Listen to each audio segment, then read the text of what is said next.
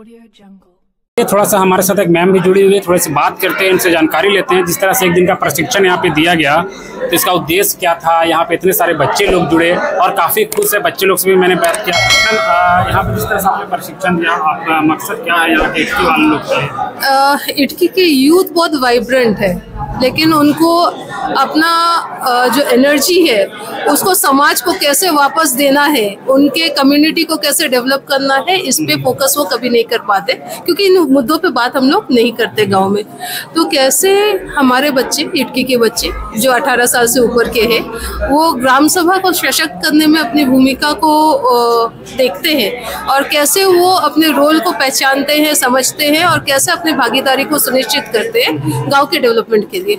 इसके ऊपर ये प्रशिक्षण था, ये शुरुआत है, ये पहला दिन था। उनको हम लोगों ने इंट्रोड्यूस किया, ग्राम सभा किया है, पंचायती राज सिस्टम किया है, इसके बारे में बताया और आगे वो कैसे अपने आप को इस रूप में ढाले कि वो एक सोशल प्राणी है ना, सामाजिक प्राणी है हम लोग, तो समाज को कैसे वापस करें, कैसे डेवलपमेंट को अपने नज़रिए से देखें और कैसे ग्राम सभा का जो प्लानिंग होता है जीपीडीपी की प्लानिंग में उनकी जो समस्याएं हैं, जो वो समझते हैं कि उसको निवारण करना है, उसका प्लानिंग प्रोसेस में ये भागीदारी करें। इस पे हम लोगों ने बातचीत करी। तो मेन पर्पस यही है कि अवेयरनेस, जो गांव देहात के ऐसे बहुत सारे ऐसे लोग हैं जो अपना जो होना चाहिए, जो जानकारी होना चाहिए, बहुत सारी योजनाएं आप सरकार द्वारा मिलती है गाँव को, तो वो सारी चीज़ गांव के लोग नहीं जान पाते हैं। मेन पर्पस वही है कि वहाँ के गांव के ही बच्चे जो 18 साल से ज़्यादा है वो लोग को उठा कर आगे ला के एक दिन का प्रशिक्षण देना, पर्पस यही है ना? हाँ जी, पर्पस ये भी है कि इलेक्ट्रॉनिक मीडिया को, क्योंकि ये लोग हैंडल करते हैं, मोबाइल को बहुत ज़्यादा हैंडल करते हैं। जी जी, तो ये यूथ कैसे मोबाइल के माध्यम से अपने गाँव के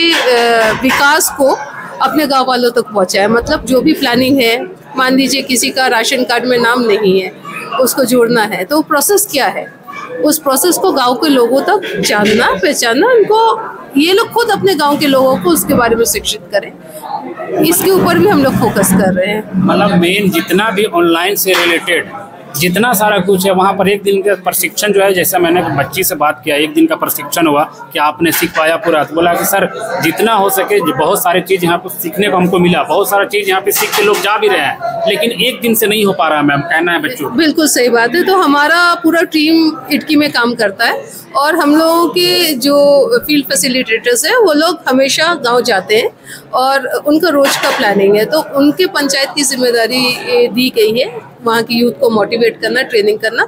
और ये this is just the starting, इसके बाद हम लोग और भी ट्रेनिंग्स करेंगे। कुछ इन हाउस होगा जो ट्रेनिंग सेंटर में आके होगा, कुछ गाँव में जाके होगा।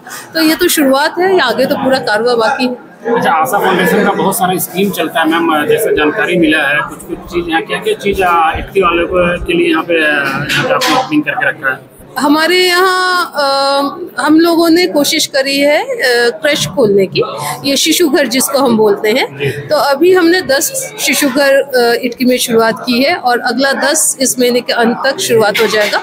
इसके माध्यम से, शिशु घर के माध्यम से हम लोग 6 महीने से 3 साल के बच्चे बच्चियाँ जो गांव में हैं, जिनके माता पिता कार्य करते हैं या फिर उतने सक्षम नहीं है कि उनका पौष्टिकता और उनका मानसिक विकास के ऊपर ध्यान देने का, हम लोग वहाँ क्रश के माध्यम से उनको ये प्रोवाइड करते हैं और आगे नंबर्स और बढ़ेंगे। हमारा टारगेट है कि इटकी में 40 क्रश हम खोलें और यहाँ के बच्चों को हम लोग सर्विस प्रोवाइड करें। मैम जैसे बता रहे हैं आपने यहाँ पे शिशु घर खोले हैं, तो कहाँ खोले हैं? हमारे 5 पंचायत में अभी चल रहा है। इसमें गरगांव है, मल्टी है, कुंदी है और रानी खटंगा है। 5 पंचायत में आप मतलब यहाँ पे खोल। वैसे बच्चे बता दें, वैसे बच्चे जिनके परिवार काम करने के लिए जाते हैं और बच्चे घर में रह जाते हैं, जी हमें बता दूं, वैसे बच्चे वहाँ पर जा करके आप अपने बच्चे को ले जा पहुँचा करके वहाँ पर क्लासेस भी होते हैं, बच्चों को कैसे एक शिक्षा दिया जाए, वो सारा कुछ वहाँ पे सिखाया जाता है। इसलिए मैम का भी कहना है कि आप अगर काम के लिए जाते हैं, घर में बच्चे अकेले रह जाते हैं, स्कूल नहीं जा पाते हैं, तो आप वहाँ जा करके अपने बच्चे को दे सकते हैं। बिल्कुल बिल्कुल। चलिए, बहुत बहुत धन्यवाद मैडम, जिस तरह से आपने यहाँ पर सारे इटकी वाले लोग को इस तरह का सूचना आप दे रहे हैं और अपने बढ़ावा दे रहे हैं इटकी को लिए। चलिए मैडम, बहुत बहुत धन्यवाद। Thank you so much. धन्यवाद।